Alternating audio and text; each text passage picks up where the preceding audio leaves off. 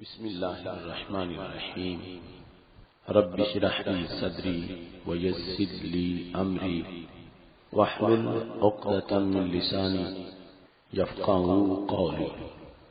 الحمد لله العلي المتعال المنزه عن الشركاء والأمثال، والصلاة والسلام على حبيبه الهادي من الضلال وعلى آله وأصحابه بالغدو والآصال. أما بعد فأعوذ بالله من الشيطان الرجيم. بسم الله الرحمن الرحيم. قل هو الله أحد.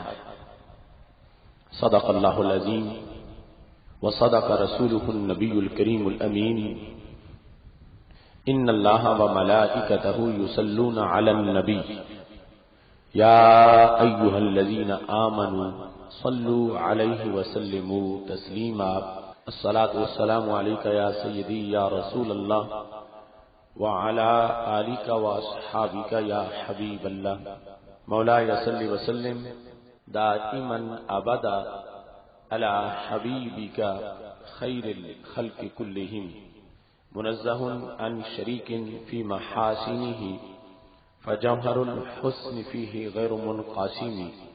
يا أكرم الخلق مالي من ألوذ به سواك عند حلول الحادث العممي. رب صل وسلم دائما أبدا على حبيبك خير الخلق كلهم. اللہ تبارک و تعالی جل جلالہ وعم نوالہ وتم برہانہ وعظم شانہ وجل ذکرہ وعز اسمہ کی حمد و ثنا اور حضور سرور کائنات مفخر موجودات زینت بزم کائنات دستگیر جہاں غم گسار زمان سید سروراں حامی بے قسم قائد المرسلین خاتم النبیین احمد مجتبی جناب محمد مصطفیٰ صلی اللہ علیہ وآلہ واصحابہ وبارک وسلم کے دربار گہربار میں ہدیہ درود و سلام عرض کرنے کے بعد رب ذوالجلال کا کروڑوں بار شکر ہے کہ اس نے ہمیں کراچی کی سرزمین پر نور حمزہ اسلامک کالج میں اسد اللہ و اسد الرسول صلی اللہ علیہ وسلم حضرت سیدنا امیر حمزہ رضی اللہ تعالی عنہ اور حضرت سیدنا امام موسیٰ کاظم رضی اللہ تعالی عنہ کے عرس مقدس کے موقع پر حقیقت توحید سیمینار منعقد کرنے کی توفیق عطا فرمائی ہے. میری دعا ہے خالق کائنات جل جلالہ نور القرآن انٹرنیشنل کی اس کاوش کو اپنے دربار میں قبول فرمائے اور رب ذوالجلال ہم سب کے گناہوں کو معاف فرمائے. عقیدہ توحید سب سے بنیادی اور اہم عقیدہ ہے. اس کو سمجھنا اور سمجھانا ہر مومن پہ لازم ہے. خالق کائنات جل جلالہ نے انبیاء کرام علیہم السلام کو اسی عقیدہ کی تبلیغ کے لیے دنیا میں مبعوث کیا. یہ عقیدہ انسان کے باطن کو روشن کرتا ہے اور انسان کو نور ایمان سے منور کرتا ہے. یہ اس امت کی شان ہے کہ رب ذوالجلال نے جس قدر اس امت کو عقیدہ توحید کی پختگی عطا کی اور حقیقت توحید کی چاشنی عطا کی، اس کی مثال اور کہیں ملنا مشکل ہے. پہلی امتوں میں ان کے انبیاء علیہ السلام کے ہوتے ہوئے بھی لوگوں کے عقائد کا محفوظ رہنا ایک اہم امر تھا. آیات بک جاتی تھیں، عقائد بدل جاتے تھے. قرآن مجید برہان رشید میں حضرت موسیٰ علیہ السلام کی قوم کا ذکر موجود ہے. جس وقت فرعون کی فوج ان کو پکڑنے کے لیے پہنچ گئی، فلما ترا الجمعان قال اصحاب موسیٰ انا لمدرکون۔ جب آپس میں حضرت موسیٰ علیہ السلام کے اصحاب نے اور فرعون کی فوج نے ایک دوسرے کو دیکھ لیا تو اصحاب موسیٰ علیہ السلام کہنے لگے ہم پکڑے گئے۔ تو حضرت موسیٰ علیہ السلام نے کہا کلا ان معی ربی سیہدین، گھبرانے کی کوئی بات نہیں، میرے ساتھ میرا رب ہے، وہ رستہ نکالے۔ اللہ نے بڑا کرم کیا، سمندر میں رستہ بن گیا۔ جب یہ قوم باہر نکلی اور ان کے دشمنوں کو رب نے ڈبو کے مار دیا۔ اس قوم کا عقیدہ توحید تو بہت مضبوط ہونا چاہیے تھا کہ رب نے موت کے منہ سے ان کو نکالا اور پھر دشمنوں کو مار دیا۔ لیکن قرآن مجید برہان رشید میں ہے جب وہ پار گزرے اتوا علی قوم یعکفون علی اصنام لہم، ان کا گزر ایک قوم سے ہوا جو بتوں کی پوجا کر رہے تھے، تو اتنے میں ہی عقیدہ بھول گیا۔ قالوا یا موسیٰ اجعل لنا الہا کما لہم آلہہ، اے موسیٰ جیسے ان لوگوں نے بت رکھے ہوئے ہمیں بھی ایسا کوئی بت عبادت کے لیے دے دو، تم کس رب کے سجدے ہم سے کروا دو۔ کتنا بھدا ان کا ذوق تھا، کتنا کھوکھلا ان کا یقین تھا۔ جس رب نے موت کے منہ سے نکالا اس کے بارے میں جو عقیدہ تھا وہ ان لوگوں کو بھول گیا۔ بت پرستی پر رائے ٹپکنے لگی اور شرم نہ آئی، اپنے نبی سے بت پرستی کی اجازت مانگنا شروع کر دی۔ یہ ایک حقیقت ہے کہ انہوں نے ایسا کیا، قرآن مجید میں موجود۔ دوسری طرف ذرا اپنے دل کی طرف بھی توجہ کرو، 14 صدیوں سے زائد زمانہ گزر گیا، ادھر تو 14 گھنٹے بھی نہیں گزرے تھے، اللہ کے نبی تو ابھی ساتھ ان کے موجود ہیں، لیکن توحید کی لذت ختم ہو گئی۔ ادھر 14 صدیوں سے زائد زمانہ گزر گیا، آج کا مومن جس نے رب کو بھی بغیر دیکھے مانا ہے اور جنہیں دیکھ کے رب کو ماننا تھا انہیں بھی بغیر دیکھے مانا ہے، اس کے باوجود لاکھوں کے مجمع میں آپ کو ایک مومن بھی ایسا نہیں ملے گا کہ جسے کوئی کہے چلو تمہیں سونے میں تولتا ہوں، تم ایک بار بت کو سجدہ کر دو اور وہ سجدہ کرنے کو تیار ہو جائے، ایک بھی ایسا نہیں ملے گا۔ تو پتہ چلا اگرچہ ہم بڑی بلندیوں سے نیچے آ گئے ہیں مگر اللہ کا کروڑوں بار شکر ہے کہ رب ذوالجلال نے آج بھی امت توحید کو عقیدہ توحید کتنا پکا عطا فرمایا ہے۔ اس امت توحید کی عظمت پر کچھ لوگ آج اوہام کا حملہ کرنا چاہتے ہیں اور عقیدہ توحید کی آڑ میں بہت سے اضطراب اس امت میں پیدا کرنا چاہتا ہے۔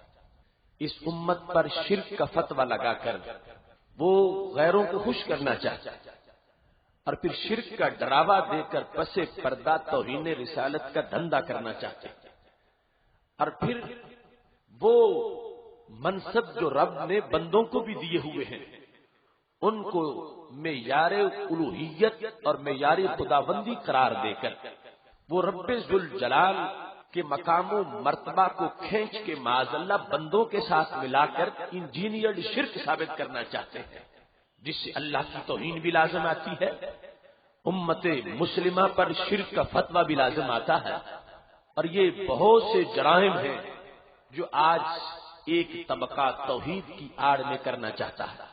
ہمارا آج کا موضوع صرف اس مسئلہ کی قرآن و سنت سے وضاحت کے لیے ہے کہ کچھ لوگوں نے نظریہ توحید اپنی طرف سے گھڑا اور پھر اس کو سامنے رکھ کر امت مسلمہ پر شرک کے تیر برسائے۔ وہ عقیدہ جو حضرت سیدنا صدیق اکبر رضی اللہ تعالی عنہ سے لے کر آج کے مسلمان کا ہے، اس عقیدے پر لوگوں نے شرک کے تیروں کی برسات کی، جس کے نتیجے میں معاشرے میں بگاڑ اور اضطراب پیدا ہوا۔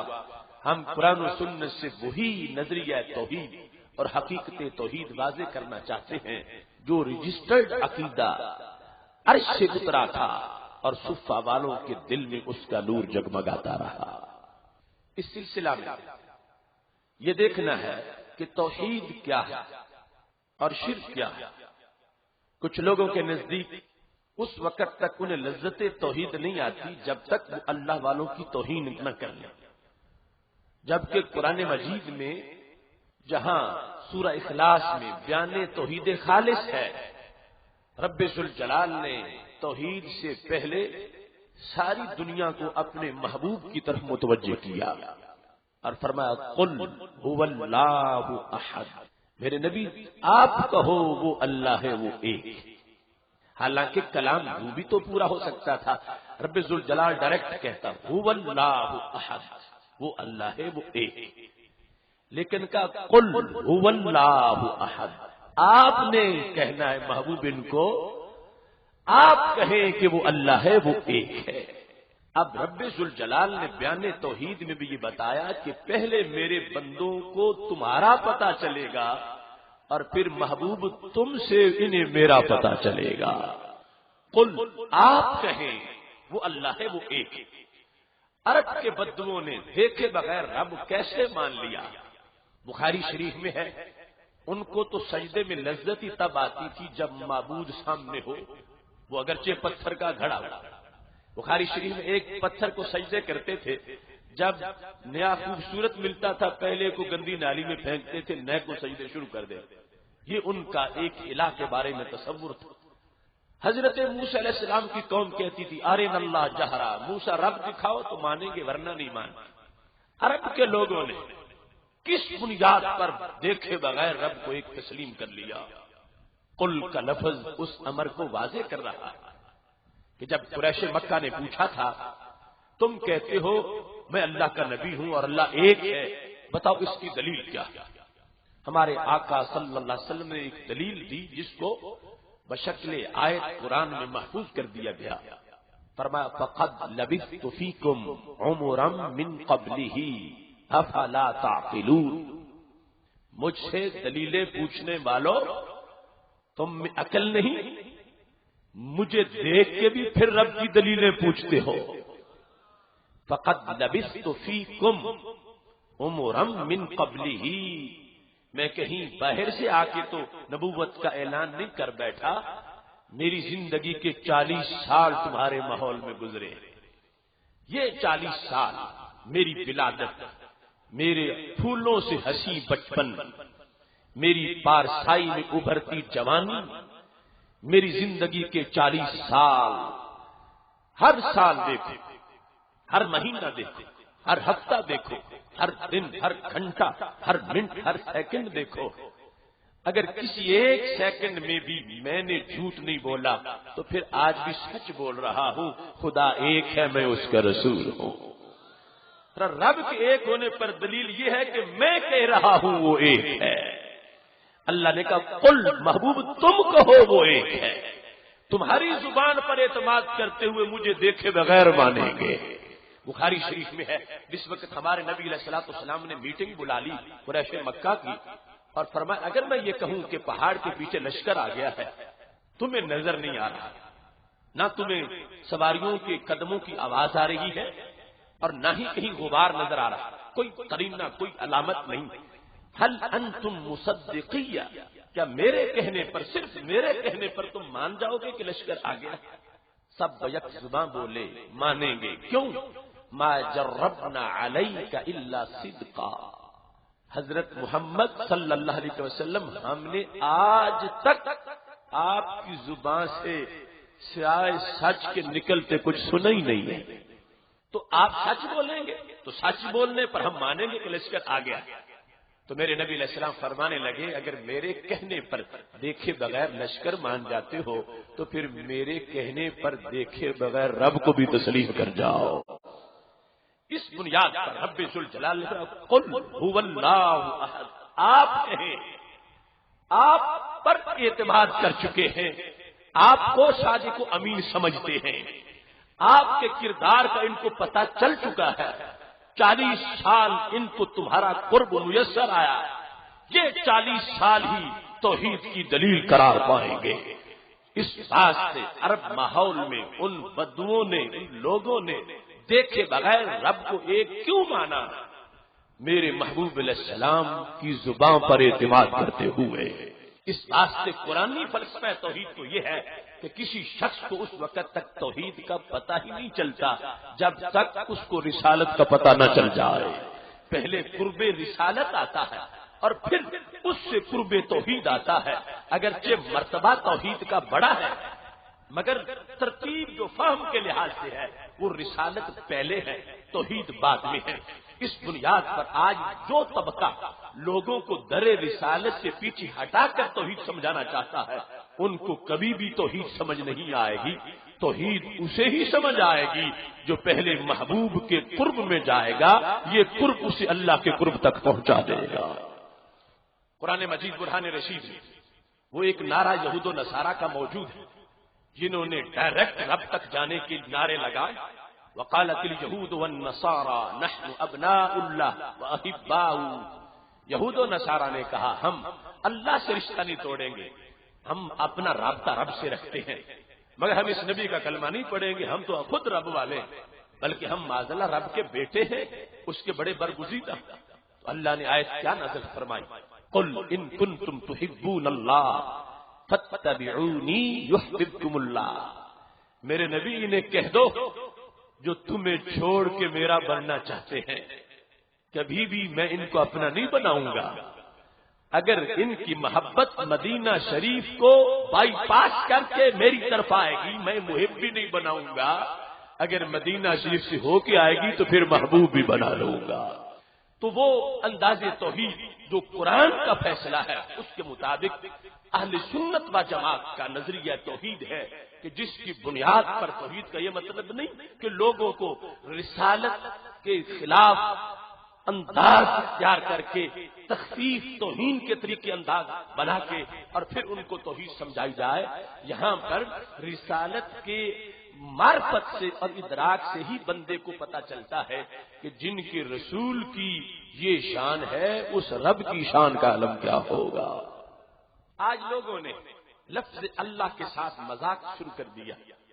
لفظ اللہ کا ترجمہ کسی نے داتا سے کیا, کسی نے دستگیر سے کیا, کسی نے حاجت روا سے کیا, کسی نے مشکل کشا سے کیا. لا الہ الا اللہ کہتے ہیں کوئی 11ویں والا نہیں مگر اللہ, کوئی 12ویں والا نہیں مگر اللہ, کوئی داتا نہیں مگر اللہ, کوئی دستگیر نہیں. ان کے نزدیک الہ کی یہ ڈیفینیشن ہے. تو یہ رب ذوالجلال کے سب سے بڑے نام اللہ کے ساتھ مذاق ہے. لفظ اللہ تو وہ لفظ ہے کہ جس کا پورا ترجمہ رب ذوالجلال نے جو اپنے نام خود بتائے ہیں وہ بھی نہیں کر سکتے. تو اردو عجمی فارسی الفاظ کی حیثیت کیا ہے کہ ان کو لفظ اللہ اور الہ کی جگہ رکھ کے ترجمے کیے جائیں. جس نے یا رحمان کہا اس نے رب کی ایک شان کو بیان کیا, جس نے یا رحیم کہا اس نے بھی رب کی ایک شان کو بیان کیا, جس نے یا کریم کہا اس نے بھی رب کی ایک شان کو بیان کیا, جس نے یا ستار کہا اس نے بھی رب کی ایک شان کو بیان کیا, جس نے یا غفار کہا اس نے بھی رب کی ایک شان کو بیان کیا. لیکن جس نے یا اللہ کہا اس نے بیک وقت رب کی کروڑوں شانوں کو بیان کر دیا. وہ لفظ اللہ اس کے ترجمے کو لوگوں نے چھوٹے چھوٹے لفظوں میں بند کرنا چاہا, صرف وہ جو شرک ثابت کرنے کے لیے ادھار کھائے ہوئے اپنا وہ نظریہ ثابت کرنے کے لیے کہ ہم شراکت ثابت کر کے دکھائیں کہ دیکھو شرک ہو رہا. یاد رکھنا رب ذوالجلال کے اور بھی نام ہیں مگر کلمہ توحید میں کبھی بھی لفظ اللہ کے سوا اللہ کا کوئی نام استعمال نہیں کیا گیا. رحیم بھی اس کا نام, کریم بھی اس کا نام, خبیر بھی اس کا نام, حلیم بھی اس کا نام, ستار بھی اس کا نام, غفار بھی اس کا نام. مگر کیا وجہ ہے کہ کسی دور میں کلمہ یہ نہیں رہا لا الہ الا الکریم, لا الہ الا الخبیر, لا الہ الا الرحیم, لا الہ الا الستار, لا الہ الا الغفار, کہ کوئی الہ نہیں مگر غفار, کوئی الہ نہیں مگر ستار, کوئی الہ نہیں مگر رحیم, کوئی الہ نہیں مگر کریم. آخر یہ سارے بھی تو رب کے ہی نام ہیں. تو کلمہ توحید میں انہیں کیوں نہیں استعمال کیا گیا؟ ہر دور میں کلمہ توحید کیا ہے؟ لا الہ الا اللہ. تو پتہ چلا ایک فرق ہے لفظ اللہ میں اور باقی ناموں میں, جس کی بنیاد پر اگرچہ ان سب سے شان تو رب کی بیان کی جا سکتی ہے مگر کلمہ توحید میں انہیں استعمال نہیں کیا گیا. کلمہ توحید میں استعمال ہوا ہے ہر دور میں تو لفظ اللہ استعمال ہوا ہے. اب آپ سوچیں جو رب کی رجسٹرڈ نام ہے، عرش سے آیا، جب کلمہ توحید میں لفظ اللہ کی جگہ انہیں نہیں رکھا جا سکتا تو اردو کے لفظوں کی حیثیت کیا ہے؟ ان کا معنی کتنا ہی بڑا ہو، فارسی کے لفظوں کی مجال کیا ہے کہ ان کو لفظ اللہ کی جگہ فٹ کر کے ترجمہ کیا جائے۔ یہ شان الہ کی، اللہ کی الوہیت کو محدود کرنے کی ایک سازش ہے۔ رب ذوالجلال نے ہر دور میں کلمہ توحید میں لفظ اللہ اس لیے استعمال کیا ہے کہ الوہیت مجازی نہیں ہوتی، الوہیت عطائی بھی نہیں ہوتی۔ یہ شان خداوندی جس پر آج ساری بحث ہوگی کہ الوہیت ہے کیا، الوہیت مجازی نہیں ہوتی کہ کہا جائے یہ مجازی اللہ ہے، الوہیت عطائی بھی نہیں ہوتی کہا جائے یہ عطائی اللہ ہے، نہیں اللہ عطائی نہیں ہوتا، اللہ مجازی بھی نہیں ہوتا، جبکہ رحیم مجازی ہوتا ہے۔ وَبِالْمُؤْمِنِينَ رَءُوفٌ الرحیم، اللہ نے ہمارے نبی علیہ السلام کو بھی رحیم کہا۔ تو جو الفاظ مجازن بندوں پہ بولے جا سکتے ہیں ان سے توحید نہیں بیان ہوتی۔ اس بنیاد پر خالق کائنات جل جلالہ نے جو کلمہ توحید ہر دور میں نبیوں کو دیا اس میں لفظ اللہ استعمال کیا، لا الہ الا اللہ، تاکہ دنیا کو پتا چلے کہ جو مجاز بن سکے، جو عطا ہو سکے، اس کو معیار الوہیت نہیں کہا جائے گا۔ معیار الوہیت وہ ہوگا ہر دور میں، ہر منٹ میں، جو صرف رب کی ذات کے ساتھ خاص ہے، اللہ کی سوا نہ مجاز میں ہوتا ہے نہ عطا میں جاتا ہے۔ اب کتنا ظلم ہے، اس الوہیت کے ترجمے لوگوں نے مشکل کشائی سے، حاجت روائی سے، داتا سے، دستگیر سے، مشکل کشا سے کر کے شرک ثابت کرنے کی کوشش کی۔ دیکھو اللہ بھی مشکل کشا تو بندہ بھی مشکل کشا، جس بنیاد پر ان لوگوں نے معاذاللہ دونوں میں ایک بس مان لیا تو شرک کر دیا۔ تو ہم کہتے ہیں یہ زیادتی ہے لفظ اللہ کے ساتھ، اور یہ خیانت ہے بیان توحید کے ساتھ۔ رب ذوالجلال نے توحید کے بیان میں الوہیت کو رکھا ہے، اور الوہیت کی ڈیفینیشن سے جو معیار بیان ہوگا، ہم جس عقیدے پر قائم ہیں، الحمد سے لے کر والناس تک پورا قرآن اس کی حمایت کرتا ہے۔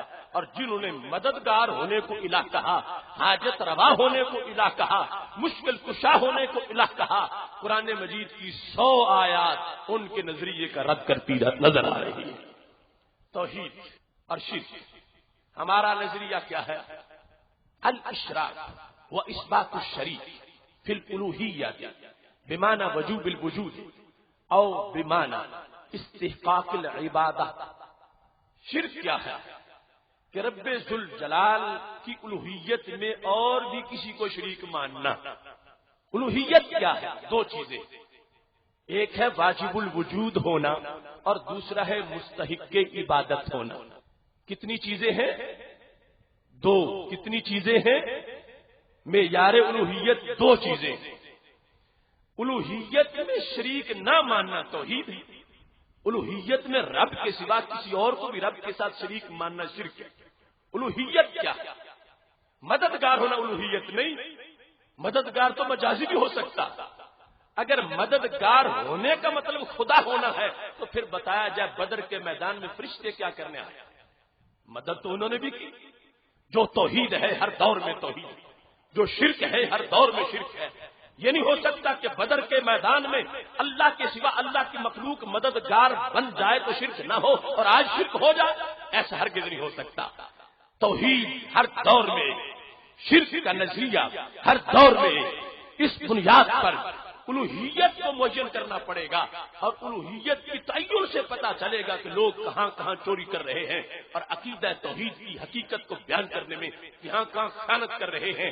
جنہوں نے معیار الوہیت مددگار ہونے کو بنایا، حاجت روا ہونے کو بنایا، مشکل کشا ہونے کو بنایا، قرآن اس نظریے کو رد کر رہا ہے، کیونکہ مددگار حقیقی بھی ہوتا ہے، مددگار مجازی بھی ہوتا ہے، مگر اللہ صرف حقیقی ہوتا ہے، اللہ مجازی نہیں ہوتا۔ اس بنیاد پر معیار الوہیت صفہ سے لے کر حضرت امام احمد رضا بریلوی تک اور آج کے مومن تک صرف 2 چیزیں ہیں، ان میں او کا ہے واجب الوجود ماننا اللہ کو، اور مستحق عبادت ماننا اللہ کو، یہ ہم سب پہ لازم ہے۔ اگر ان دونوں میں سے کسی ایک چیز کو بھی رب کے سوا مان لیا، رب کے سوا کسی کو واجب الوجود مانا یا رب کے سوا کسی کو مستحق عبادت مانا تو شرک ہو جائے گا۔ مبارک و اہل سنت، ہمارا بچہ اللہ کے سوا نہ کسی کو واجب الوجود مانتا ہے اور نہ ہی کسی کو مستحق عبادت مانتا ہے۔ تھوڑی سی وضاحت کی ضرورت ہے کہ واجب الوجود کون ہوتا ہے۔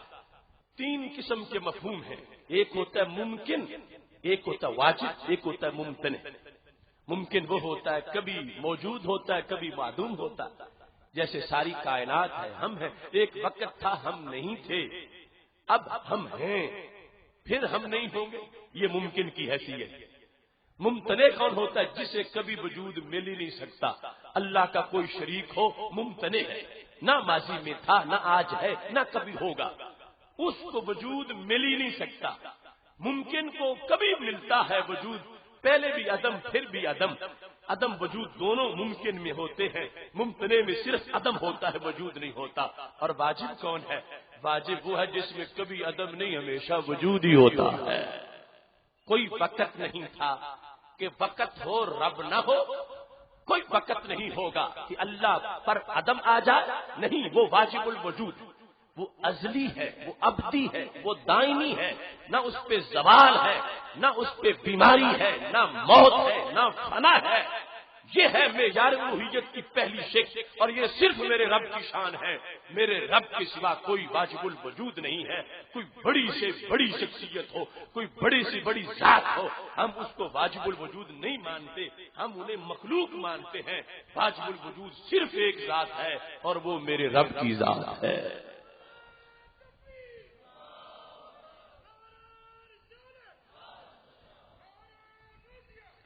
اب اس کے ساتھ دوسرا ہے مستحق کی عبادت ہونا، صرف اللہ مستحق کی عبادت، رب کے سوا کوئی مستحق کی عبادت نہیں۔ یہ دو چیزیں ہیں معیار الوہیت جو صرف اللہ میں، کوئی دونوں اللہ کے سوا کسی میں مانے پھر بھی مشرک، دونوں میں کوئی ایک مانے پھر بھی مشرک۔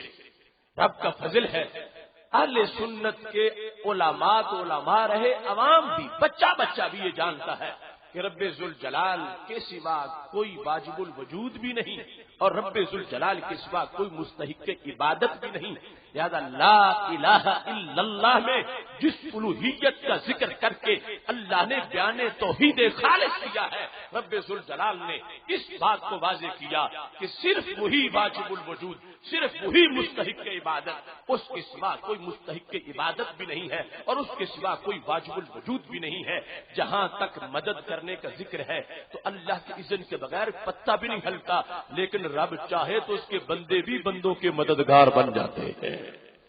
اس سلسلہ میں چند قرآنی حقائق آپ کے سامنے رکھتا ہوں تاکہ آپ دنیا کے چوک میں کھڑے ہو کر قرآن سے یہ بتائیں کہ جن لوگوں نے مددگار ہونے کو الہ کہا، حاجت روا ہونے کو الہ کہا، ان لوگوں نے قرآن مجید کی 100 آیات کا معنوی طور پر انکار کیا ہے، اور ہم نے الحمد سے لے کر والناس تک پورے قرآن کے نظریہ توحید کا اقرار کیا ہے۔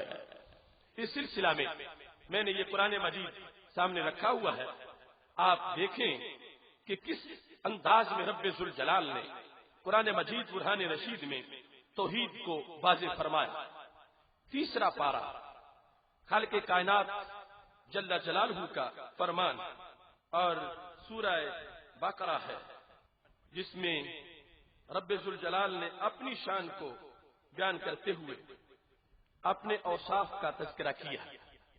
رب ذوالجلال فرماتا اللہ ولی الذین آمنوا یخرجہم من الظلمات الی النور۔ اللہ ولی ہے ایمان والوں کا، کیا کرتا ہے؟ اللہ انہیں نکالتا ہے، کہاں سے؟ من الظلمات، اندھیروں سے، الی النور، روشنی کی طرف۔ ظلمت کفر ہے، نور ایمان ہے۔ ظلمت مرض ہے، نور صحت ہے۔ ظلمت کفر ہے اور نور ایمان ہے۔ ظلمت جہنم، نور جنت۔ اللہ فرماتا ہے یہ میری شان ہے کہ میں ظلمت سے نکال کے نور عطا فرماتا ہوں۔ نور حمزہ کالج میں بیٹھنے والوں، نور کا بیان قرآن مجید برہان رشید سے جو ہو رہا ہے، رب ذوالجلال نے یہ اپنی شان بیان کی کہ میں کیا کرتا ہوں، میں ظلمت سے نکال کے نور دیتا ہوں۔ تو پتا چلا ظلمت سے نکال کے نور دینے والا کون ہے؟ سارے بولو کون ہے؟ کون ہے؟ اب یہ بس رب ذوالجلال نے اپنا بیان کیا۔ جن لوگوں نے شرک کے دانت تیز کیے ہوئے وہ کہتے اللہ بھی غیب جانے، نبی علیہ السلام بھی غیب جانے، تو شرک ہو گیا۔ ایک ہی چیز دونوں میں تم نے مان لی، اللہ بھی مدد کرے نبی علیہ السلام بھی کرے تو شرک ہو گیا۔ ایک ہی بات دونوں میں تم نے مان لی۔ ہم کہتے ہیں ہمارا عقیدہ اس کی ذات میں بھی کوئی شریک نہیں، اس کی صفات میں بھی کوئی شریک نہیں۔ دیکھو کہ صحیح اس کی صفت ہے کیا اور محبوبوں کی صفت ہے کیا۔ اگر اللہ بھی کسی سے پاور لے کے مدد کرے اور نبی علیہ السلام بھی کسی کی پاور سے مدد کریں، یہ تو پھر تو شرک ہو گیا۔ یا جیسے اللہ مستقل بھی ذات ہے، سرکار بھی رب کے محتاج نہ ہو، پھر بھی شرک ہو گیا۔ لیکن ہمارا تو بچہ کہتا ہے رب ذوالجلال مدد کرتا ہے کسی سے پوچھ کے نہیں، کسی سے لے کے نہیں، خود کرتا ہے، اور نبی علیہ السلام بھی کرتے ہیں، رب کے دیے ہوئے فضل سے کرتے ہیں۔ اب دیکھو یہاں پر کہا گیا ظلمت سے نور کی طرف کون نکالتا ہے؟ اللہ۔ اب یہ بس اگر کسی اور ذات میں مانا جائے تو دوسرے طبقے کے نزدیک واضح کلیئر شرک، ایک مدد کا شعبہ ہے، چونکہ یہ کوئی ہاتھ سے پکڑ کے 4 فٹ باہر نکالنے کی بات نہیں، وہ جہنم کہ جس کے کنارے سے پتھر گرائیں تو 70 سال کے بعد نیچے جاتا ہے، اس جہنم سے کھینچ کے جنت میں پہنچانا جو آسمانوں کے پار ہے، یہ تو بہت بڑی مدد ہے۔ اب اللہ فرماتا ہے یہ میری شان ہے۔ اگر یہی بس قرآن مجید سے ہم دکھا دیں کہ یہ حضرت محمد مصطفیٰ صلی اللہ علیہ وسلم کی بھی شان ہے تو دوسرے طبقے کو کہنا پڑے گا کہ شرک ہے، کیونکہ وہی بس اللہ میں، وہی نبی علیہ السلام میں۔ ہم جو تعریف کر رہے ہیں ہمیں پریشان نہیں ہونا پڑے گا، ہماری تعریف کے مطابق دونوں آیتیں سچی ہوں گی۔ ہم کہیں گے اللہ بھی نکالتا ہے، نبی علیہ السلام بھی نکالتے ہیں، مگر شرک نہیں ہے، کیونکہ یہ کوئی خدائی نہیں، مدد کرنا الوہیت نہیں، الوہیت اور چیز ہے، اور یہ علیحدہ شان ہے۔ رب خود نکالتا ہے، محبوب رب کی دی ہوئی توفیق پہ نکالتے ہیں۔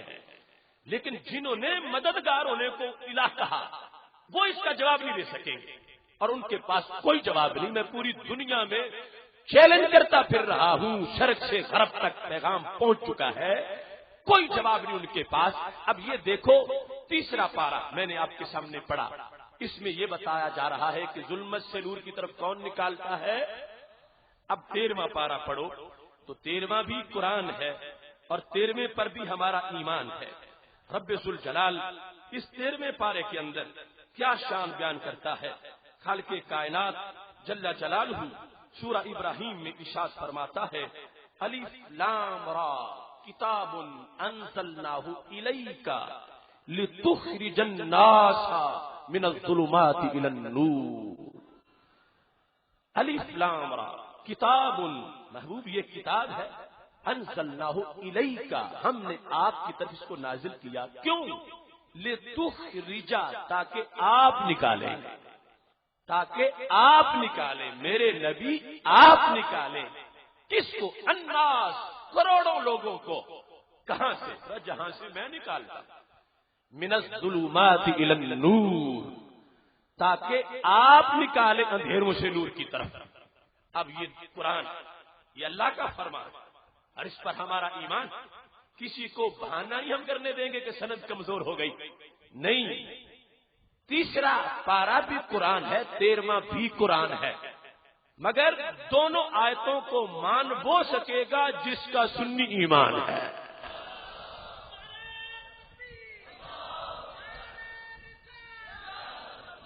جس چیز کو انہوں نے معیار الوہیت بنایا تھا، ہم نے کہا تم غلط کر رہے ہو، پکڑے جاؤ گے۔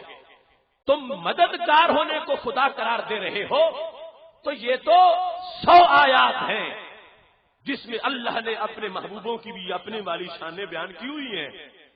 الوہیت نہیں مجازی ہو سکتی، الوہیت نہیں عطائی ہو سکتی۔ ہم نے واجب الوجود کو، مستحق عبادت کو معیار الوہیت مانا ہے۔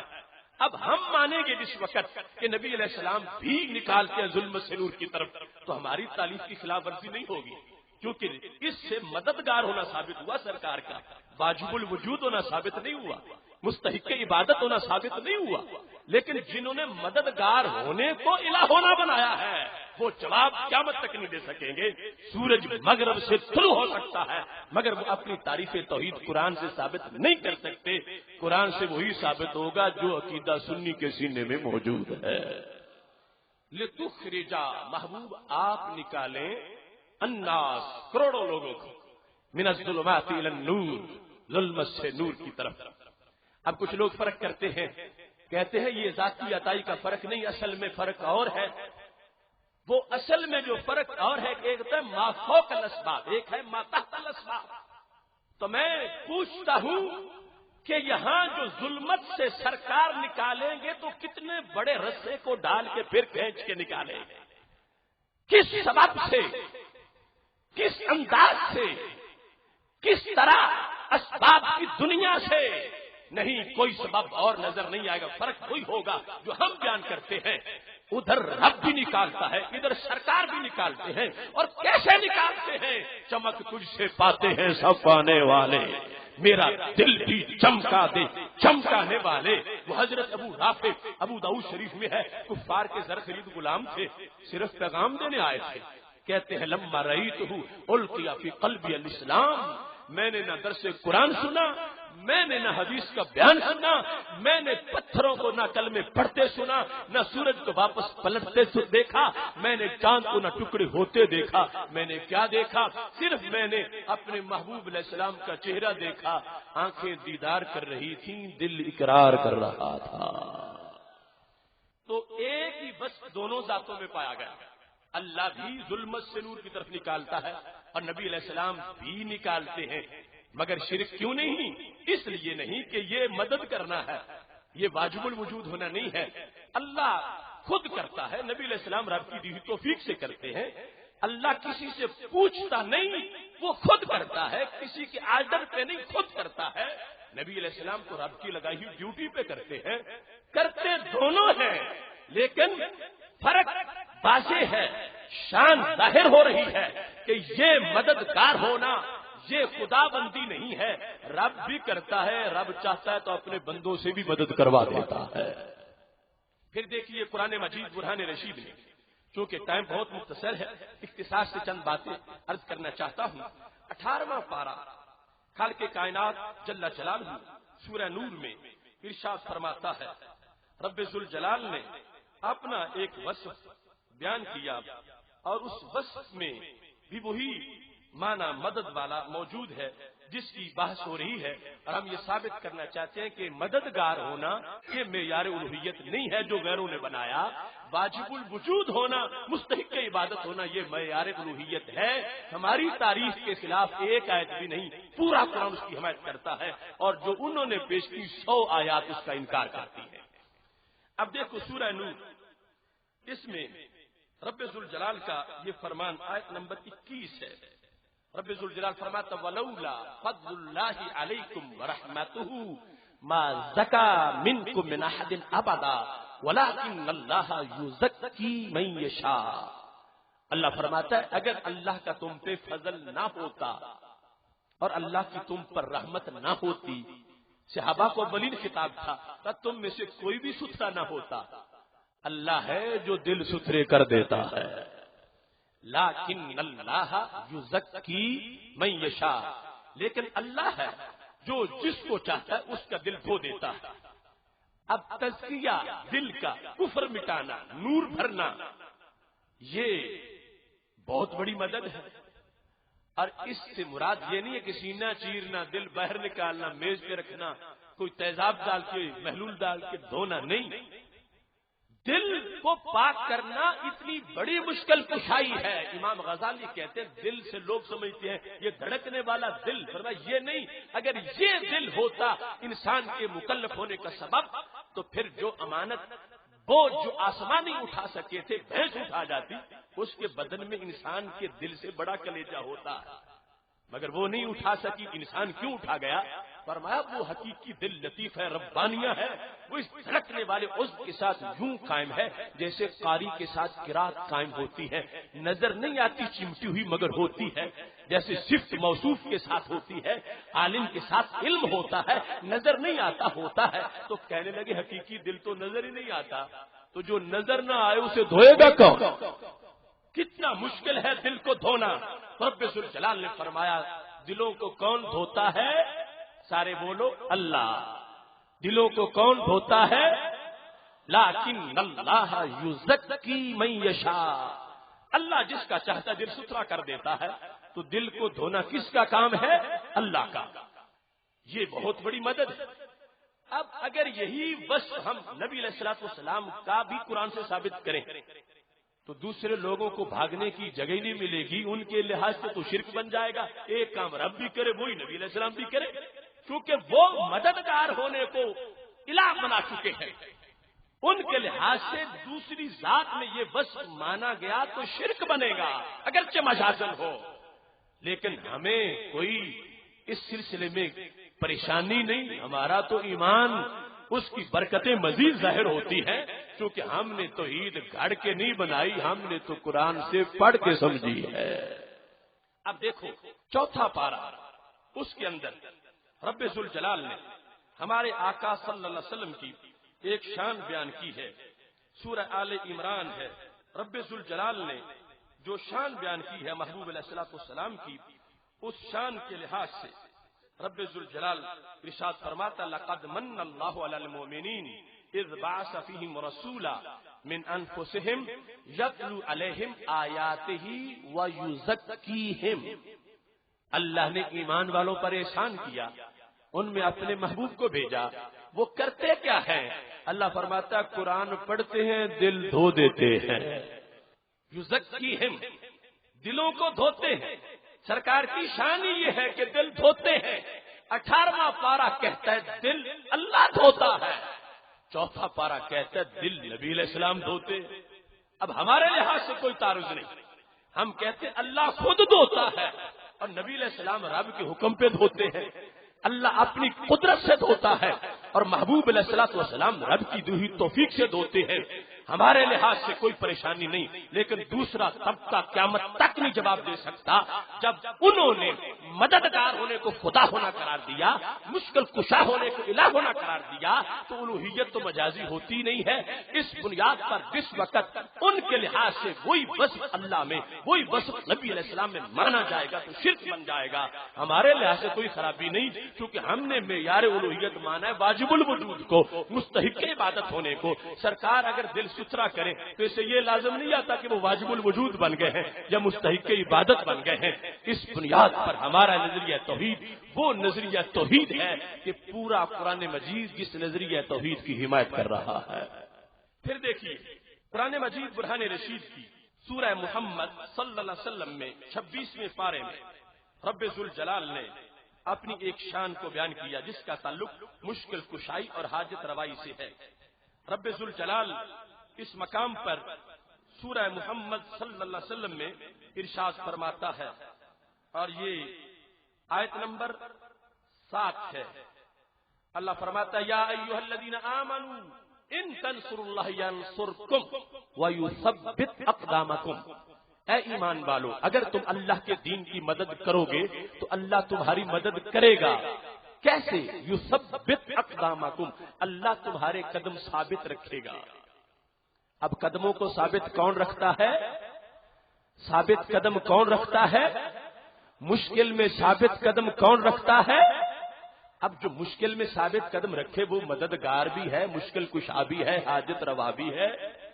اب یہی بس اگر قرآن مجید برہان رشید سے کسی اور کا ثابت ہو مخلوق میں تو دوسرے لوگوں کے نزدیک شرک بن جائے گا، کیونکہ وہ مددگار ہونے کو الہ مان چکے ہیں، اور اللہ کے سوا مجازن بھی کسی کو الہ کہا گیا تو شرک بن جائے گا، ان کے نزدیک شرک بنے گا، مگر ہمارے نزدیک شرک نہیں، ہمارے قرآن کا فیصلہ ہوگا اور ہمارا یہ نور توحید ہوگا۔ اس سلسلہ میں قرآن مجید برہان رشید کے 9ویں پارے کو دیکھ لیجئے، سورہ انفال کے اندر قرآن مجید برہان رشید کے وہ الفاظ موجود ہیں۔ رب ذوالجلال نے بدر میں جس وقت فرشتوں کو بھیجا تو خالق کائنات جل جلالہ کا وہ فرمان سورہ انفال کے اندر آیت نمبر 12 ہے۔ رب ذوالجلال نے اس کے اندر اس چیز کا ذکر کیا ہے اور اس انداز میں رب ذوالجلال نے فرمایا اذ یوحی ربک الی الملائکہ انی معکم فثبتوا الذین آمنوا۔ میرے محبوب یاد کرو وہ وقت جب رب نے وحی کی تھی فرشتوں کو، کس چیز کی؟ انی معکم، فرشتوں میں تمہارے ساتھ ہوں، تم کام کرو کیا؟ فثبتوا الذین آمنوا، تم جا کے ایمان والوں کو ثابت قدم رکھو۔ اب 26واں پارہ کہتا ہے ثابت قدم کون رکھتا ہے؟ اللہ، اور نامہ پارہ کہتا ہے ثابت قدم رب کے فرشتے بھی رکھتے ہیں۔ وہی لفظ عین بعین ہی قرآن مجید میں ایک طرف یہ کہ اللہ ثابت قدم رکھتا ہے، دوسری طرف یہ کہ فرشتے اللہ کے سوا ایک بھی اس جیسا مانا جائے تو شرک ہوتا ہے۔ یہاں تو ہزاروں ایسے ہیں جن کو رب ذوالجلال نے ثابت قدم رکھنے والا بنایا ہے اور کہا میں تمہارے ساتھ ہوں، تم جا کے ثابت قدم رکھو۔ تو اب اس بنیاد پر ان کے نزدیک 9واں پارہ اور 26واں پارہ ٹکرا جائیں گے۔ 26واں کچھ کہتا ہے، نامہ کچھ کہتا ہے، جب کہ قرآن کے قرآن ہونے کی دلیل کیا ہے؟ لو کان من عند غیر اللہ لوجدوا فیہ اختلافا کثیرا۔ اللہ فرماتا ہے یہ غیر اللہ کا کلام ہوتا آپس میں ٹکرا جاتا، اللہ کا کلام اس لیے کہ اس میں کوئی ٹکراؤ نہیں ہے۔ الحمد سے لے کر والناس تک پورا قرآن ایک بات کرتا ہے، ایک بات تب مانی جائے گی جب اہل سنت کا عقیدہ مانا جائے گا۔ اب اس بنیاد پر 26واں پارہ نامہ پارہ ہمارے نزدیک نہیں ٹکرائیں گے۔ ہم کہتے ہیں اللہ بھی ثابت قدم رکھتا ہے، فرشتے بھی ثابت قدم رکھتے ہیں، مگر اللہ خود رکھتا ہے، فرشتے رب کے حکم پہ رکھتے ہیں۔ اللہ اپنی قدرت سے رکھتا ہے، فرشتے رب کی دی ہوئی توفیق سے رکھتے ہیں۔ اب ایک ہی بس جو ہے دو ذاتوں میں پایا گیا ہے، اگر ان کا عقیدہ توحید مانو گے تو پھر اس بنیاد پہ قرآن کے اندر ٹکراؤ پیدا ہو جائے گا، قرآن سے شرک ثابت ہو جائے گا معاذ اللہ۔ ہم نے کہا نہیں، وہ عقیدہ توحید معیار الوہیت کیا ہے؟ واجب الوجود ہونا ہے، مستحق عبادت ہونا ہے۔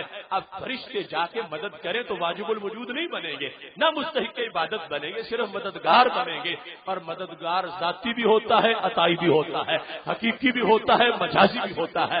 اس بنیاد پر دونوں آیات کو سامنے رکھ کر آپ فیصلہ کرو گے تو وہی نظریہ توحید ہے جو امام احمد رضا بریلوی نے بر صغیر والوں کو جس کی وضاحت کر کے بتایا ہے۔ اب اس سلسلہ میں یہ مضمون تو بڑا طویل ہے، میں آپ کے سامنے جو آیات پیش کر رہا ہوں یہ کرتا جاؤں تو رات پوری گزر جائے۔ ہمارے 2 عقیدہ توحید سیمینار اس پر منعقد ہو چکے ہیں، گھنٹوں کے خطابات، وہ آپ کو ستائل سے سیڈیز مل جائیں گی۔ میں نے آپ کے سامنے ایک ویو رکھا کہ وہ لوگ کسی علم کے یتیم خانے میں رہتے ہیں کہ جو الہ کا ترجمہ مددگار بنا کے پھر شرک ثابت کرنے کی کوشش کرتے ہیں کہ دیکھو تم کہتے ہو امت میں شرک نہیں ہے تو شرک ہو گیا، اللہ بھی مدد کرے، نبی علیہ السلام بھی مدد کرے، اللہ بھی مدد کرے، داتا صاحب بھی مدد کرے۔ ہم کہتے ہیں ہم نے داتا صاحب کو، ہم نے سید المرسلین حضرت محمد مصطفیٰ صلی اللہ علیہ وسلم کو واجب الوجود بھی نہیں مانا، مستحق عبادت بھی نہیں مانا۔ جہاں تک مدد کا تعلق ہے تو یہ رب کی شان ہے کہ میرا رب وہ رب ہے جس کے بندے بھی بندوں کے مددگار ہوتے ہیں۔ اب یہی تو اس سورہ انفال میں بیان کیا گیا۔ اللہ فرماتا ہے فرشتوں میں تمہارے ساتھ ہوں، تم جاؤ مدد کرو۔ اب یہ کہنے کا معاملہ کیا ہے؟ رب چاہتا تو قریش مکہ گھر میں مر جاتا، رب چاہتا رستے میں مار دیتا، رب چاہتا بدر میں سلا دیتا۔ چلو سلانا نہیں تھا، جب حملہ کرنے لگتے تو اللہ ان کے اعصاب پہ حملہ کر دیتا، وہ تلوار ہی نہ چلا سکتے، صحابہ ان کو کاٹ کر رکھ دیتے۔ رب نے نہ گھر میں مارے، نہ رستے میں مارے، نہ بدر میں پہلے مارے، نہ ان کو سلایا، نہ ان کو بیماری ان پہ طاری کی، اللہ نے ان کو فری ہینڈ دیا۔ اور پھر صحابہ کے لیے مددگار اپنے فرشتے بھیج دیے۔ کیوں؟ سبب اس کا کیا تھا؟ ایک مطلب تو یہ تھا کہ جس وقت کچھ کافر مارے جائیں گے اور کچھ بدر سے مار کھا کے زخمی ہو کے یہ ویسے بھگوڑے بن کے جائیں گے، ان کو سوچ تو آئے گی نا، ہم نے جنہیں رب مانا تھا وہ خود نہیں پہنچے اور محمد عربی کے رب کے بندے بھی مدد کو پہنچ گئے ہیں۔ فرشتے رب کے بندے ہیں تو یہ شان ہوئی سچے رب کی ظاہر. فرشتوں کو کہا تم مدد کرو تاکہ بت پرستوں کو پتہ چلے جنہیں ہم نے معبود مانا ہوا ہے وہ تو رب کے بندوں کا مقابلہ نہیں کر سکتے، رب کا کیا کر سکیں گے. تو اللہ نے توحید کا اظہار اپنے بندوں سے مدد کروا کے کیا اور ساتھ یہ واضح کر دیا انی معکم، فرشتوں میں تمہارے ساتھ ہوں، تم جا کے مدد کرو.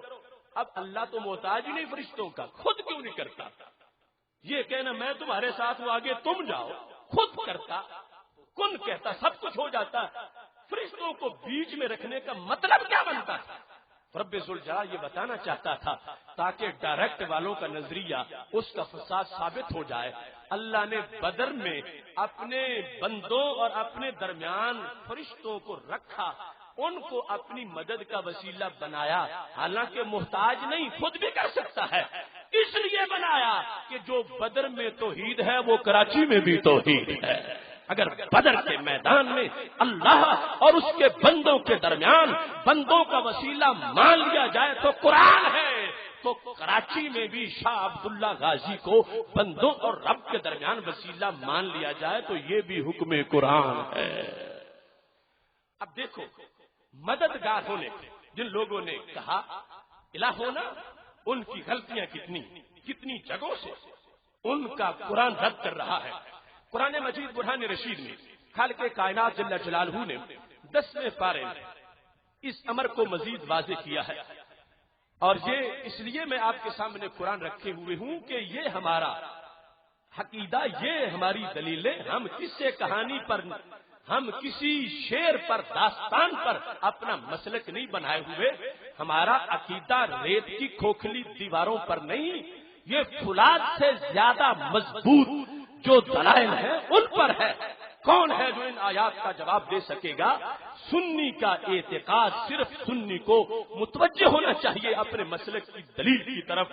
اور یہ نور القرآن انٹرنیشنل ہو یا ادارہ صراط مستقیم ہو، یہ ہمارا مشن ہے کہ ہم دلیل دروازے تک پہنچائیں گے تاکہ ہر سنی کو پتہ چلے کہ میں نے ماں کے دودھ میں جس عقیدے کو حاصل کیا تھا وہ عقیدہ قرآن و سنت کے مضمون کا بتایا ہوا عقیدہ ہے.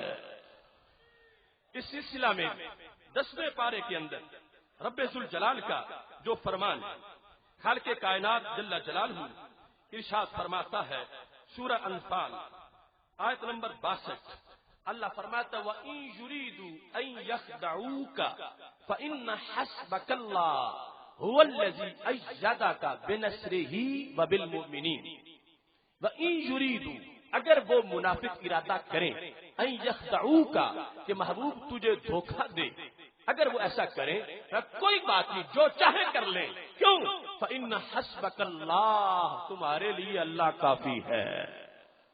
لوگ یہ لفظ بول کے لوگوں کے ایمان لوٹتے ہیں، یہ تو ہماری دلیل ہے. رب وہ جو چاہے کر لیں، تمہارے لیے اللہ کافی ہے. اب اللہ کے کافی ہونے کا ایک مطلب وہ جو آج کا کوئی مفتی بیان کرے، اور ایک وہ مطلب ہے جو خود قرآن نے بیان کیا ہے. اللہ تمہارے لیے کافی ہے. اب اللہ کے کافی ہونے کا مطلب قرآن نے کیا بیان کیا؟ آگے رب نے مدد کی 2 قسمیں بیان کر دی. وہ کون اللہ کافی ہے؟ هو الذی، وہ اللہ ایدہ کا، جس نے محبوب تمہاری مدد کی، بے نصر ہی، اپنی مدد سے، وبالمؤمنین، اپنے بندوں کی مدد سے. وبالمؤمنین کا ذکر قرآن میں، اسے کوئی کاٹ نہیں سکتا. میں پوچھتا ہوں ان لوگوں سے جنہوں نے کہا اللہ مدد، باقی سب شرک و بدعت، تو بالمؤمنین کو قرآن سے کون نکال سکتا ہے؟ اگر باقی سب شرک و بدعت ہے تو بنصر ہی پر ایت ختم ہو جاتا. هو الذی ایدک بنصرہ، وہ اللہ وہ ہے جس نے مدد کی تمہاری محبوب اپنی مدد سے. آگے ہے ختم ہوتی لیکن ختم نہیں ہوئی اور نہ کوئی کر سکتا ہے. اللہ نے فرمایا وبالمؤمنین، رب نے خود بھی مدد کی ہے، رب نے محبوب تمہارے غلاموں سے بھی کروائی ہے. تو باقی سب کو شرک و بدعت کہنے والے بتائیں وبالمؤمنین کا کیا مطلب کریں؟ وبالمؤمنین رب نے خود بھی کی رب نے اپنے بندوں سے بھی کروائی اور خود مطلب بتا دیا بندے کریں یا میں کروں کافی میں ہی ہوں، اس واسطے کہ میرے بندوں کی مدد غیروں کی نہیں، میری اپنی ہی مدد ہے۔ اب آیت میں ترتیب دیکھو، وَإِن يُرِيدُ أَن يَخْدَعُوكَ فَإِنَّ حَسْبَكَ اللَّهُ، محبوب تمہارے لیے اللہ کافی ہے۔ اب کافی اللہ ہے مگر مددگار دو طرح کے ہیں۔ کافی اللہ ہے، مددگار دو طرح کے ہیں، فرمایا ایک میں بھی ہوں، دوسرے میرے بندے بھی ہیں۔ تو اب یہاں پر امام زمخشری نے اس زمانے میں اعتراض کیا تھا، وہ کہنے لگے کہ اللہ کی مدد کے ہوتے ہوئے اور کسی کی مدد کا کوئی توقع نہیں بنتا۔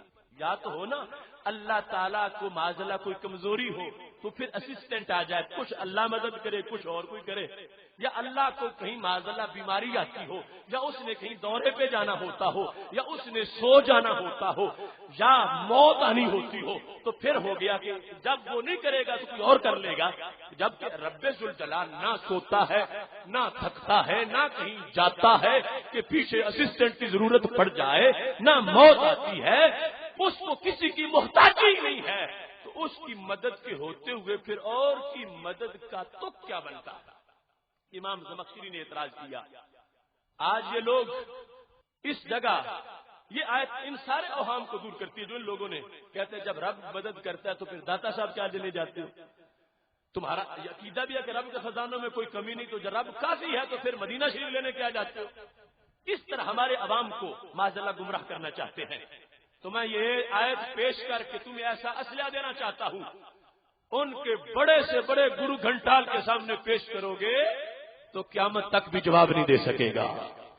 پتہ کیا چلا؟ اگر اعتراض وہ ہوگا تو اس آیت میں ہو جائے گا کہ رب کی مدد کے ہوتے ہوئے اوروں کی مدد کا تو کیا بنتا؟ رب بنصر ہی پر آیت ختم کر دیتا۔ تو امام زمخشری کہنے لگے اصل میں بات یہ ہے کہ اوروں کی مدد جو ہے نا، اگر ہوتی غیر کی مدد تو پھر تو اعتراض ہوتا۔ کہنے لگے اصل میں مدد اللہ کی ہے، کس میں دو ہیں، ایک وہ ہے جو ڈائریکٹ ہوتی ہے، دوسری وہ ہے جو وسیلے سے آتی ہے۔ مدد صرف اللہ کی ہے مگر کس میں دو ہے، ایک وہ ہے جو ڈائریکٹ آئے، دوسری وہ ہے جو وسیلے سے آئے۔ والذی ایدک بنصرہ وبالمؤمنین، بنصرہ ہی وہ ہے جو ڈائریکٹ آتی ہے، بالمؤمنین وہ ہے جو وسیلے سے آتی ہے۔ اب مدد چونکہ اللہ ہی کی ہے لہذا کوئی اعتراض نہیں کر سکتا کہ اللہ کی مدد کے ہوتے ہوئے اور سے مدد لینے کا تو کیا بنتا ہے۔ امام زمخشری کہنے لگے رب واضح کر رہا ہے وہ اور کی نہیں، وہ میری ہی مدد ہے۔ لہذا داتا صاحب پہ جانے والا، خواجہ صاحب کے پاس جانے والا، مدینہ شریف جانے والا اگر کسی غیر کی مدد لینے جاتا ہوتا تو کوئی اعتراض کرتا کہ تم رب کے ہوتے ہوئے غیر کے پاس کیوں جاتے ہو؟ قرآن بتا رہا ہے کہ غیر کے پاس غیر کی مدد لینے نہیں، رب کی مدد لینے جاتے ہیں۔ اس واسطے وہ من وجہ اگرچہ ان کا وجود اپنا ہے لیکن مدد اللہ کی ہی ہے، مدد اللہ کی ہے تو ان کو بن دون اللہ کوئی نہ کہے۔ رب ذوالجلال نے خود واضح کر دیا کافی میں ہوں۔ مددگار دو طرح کے ہیں، ایک مدد وہ ہے جو براہ راست آتی ہے اور دوسری وہ ہے جو بالواسطہ آتی ہے۔ اس واسطے بنصر ہی میں براہ راست کا ذکر کر دیا ہے اور بالمؤمنین میں اس مدد کا ذکر کیا ہے جو وسیلے سے ملنے والی ہے۔ کسی کے پاس اس آیت کا اور کوئی جواب نہیں سوائے اس کے جو ہم نے آپ کے سامنے جو اسلاف نے لکھا، اور امام زمخشری کے علاوہ ان کا یہ نقطہ نظر واضح قرآن مجید میں موجود ہے۔ اس واسطے یہ لوگ جو آج عقیدہ توحید میں دھاندلی کر کے اپنا وزن بڑھانا چاہتے ہیں، ہم ان کو اللہ کے فضل سے دھاندلی نہیں کرنے دیں گے۔ ہم واضح کریں گے کہ ہم نے عقیدہ توحید کہیں مانگ کے خیرات میں اس انداز میں کہ اس کی کوئی دلیل نہ ہو ایسا نہیں لیا۔ جو صوفہ پہ تجلی تھی وہی سینے میں آج بھی موجود ہے اور وہی نظریہ توحید ہے جس کی حمایت اللہ کا پورا قرآن کر رہا ہے۔ اب اطلاق اور ابلاغ کے لحاظ ایک دو مثالیں اس کی ذکر کر دیتا ہوں۔ صحابہ کرام علیہم رضوان کا نظریہ بخاری شریف میں موجود ہے۔ صحابی نے اپنے لیے چادر مانگی نبی علیہ الصلوۃ والسلام سے، اور جب پوچھا کہ کیوں مانگی کہنے لگے رجوت برکتہا حین لبس النبی صلی اللہ علیہ وسلم لعلی اکفن فیہا. حضرت عبد الرحمن بن عوف نے چادر مانگی، بخاری میں موجود ہے، انہوں نے کہا اس لیے مانگی ہے جب میں فوت ہوا اس کا کفن پہنانا بیڑا پار ہو جائے گا. تو چادر کو مددگار انہوں نے مانا. حضرت اسماء بنت ابی بکر کے پاس جبہ ہے، کہتے حاضی جبۃ رسول اللہ صلی اللہ علیہ وسلم نحن نغسل للمرضى نستشفی بها. مسلم میں ہے فرمایا یہ جبہ نبی علیہ السلام کے بدن سے کبھی لگا تھا. آج بھی برکت اتنی ہے جو بیمار ہوتا ہے ہم دھو کے نچوڑ کے پانی پلائیں بیماری دور ہو جاتی ہے.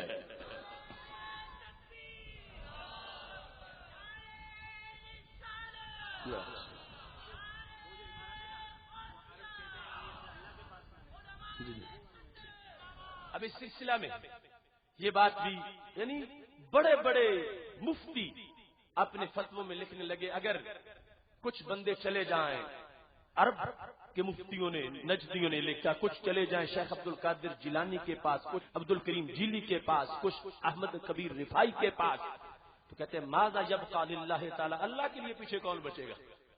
یہ ان کو خطرہ ہے توحید کے لحاظ سے.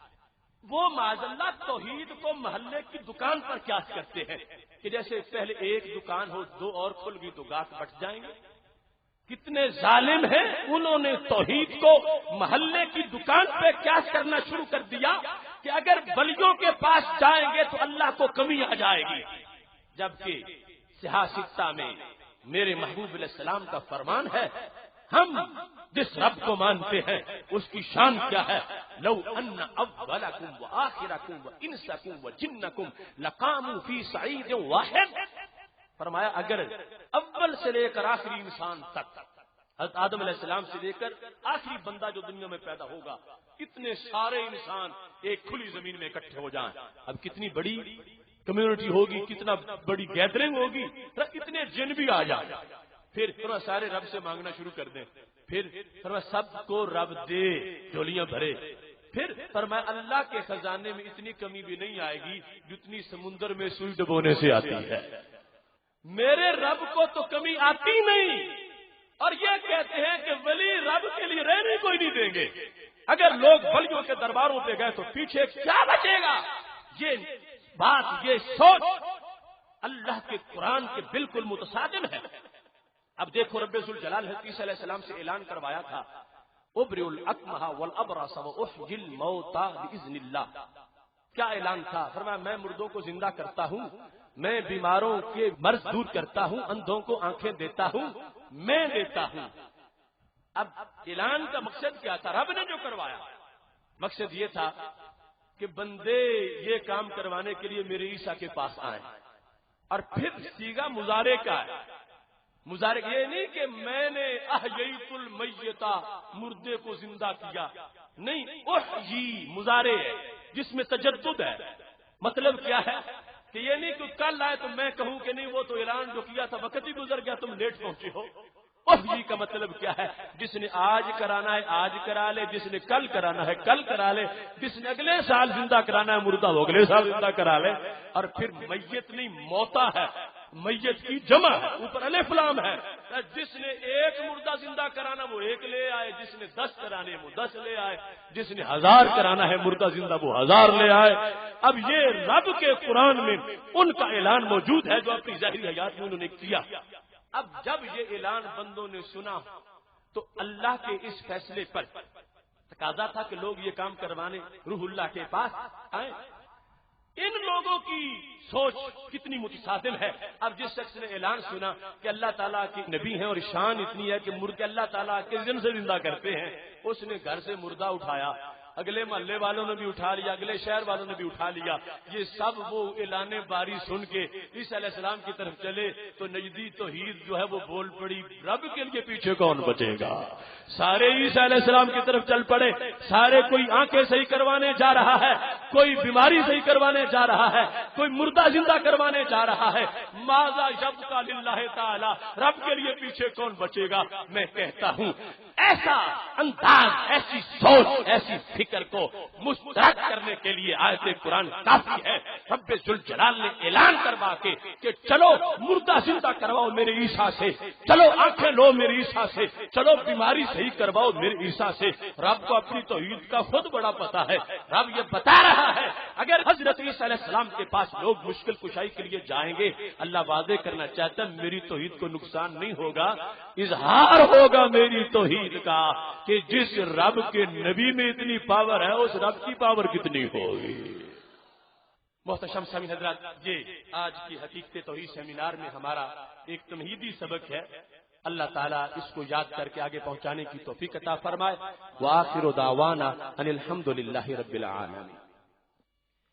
یا سید الشہداء، یا سید الشہداء، یا سید الشہداء،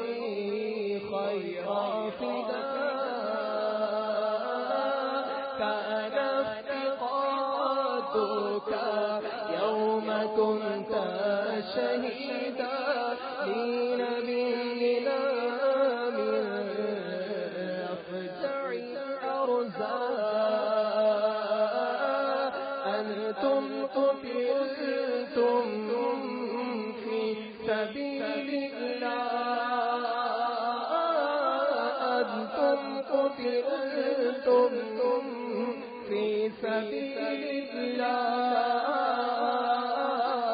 إيماننا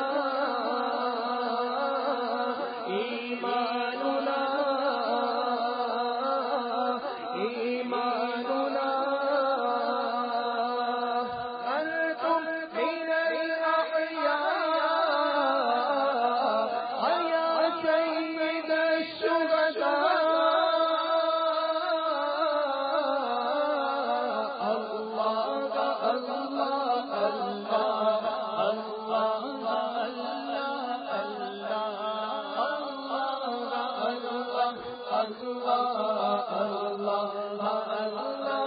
الله أسد الإله والرسول أنت أقوى الفوارس ناصر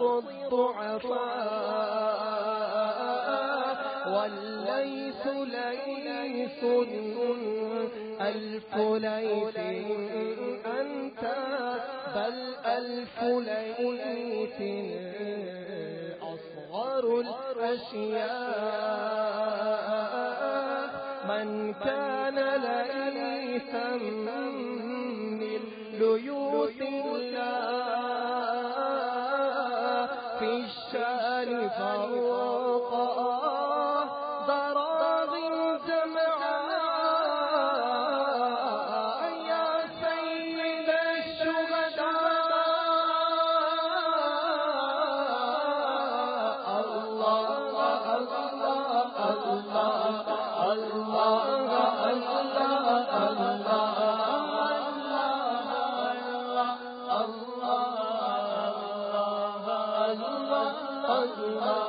يا سيدي مصعب ابن عمير ألف سلام لك في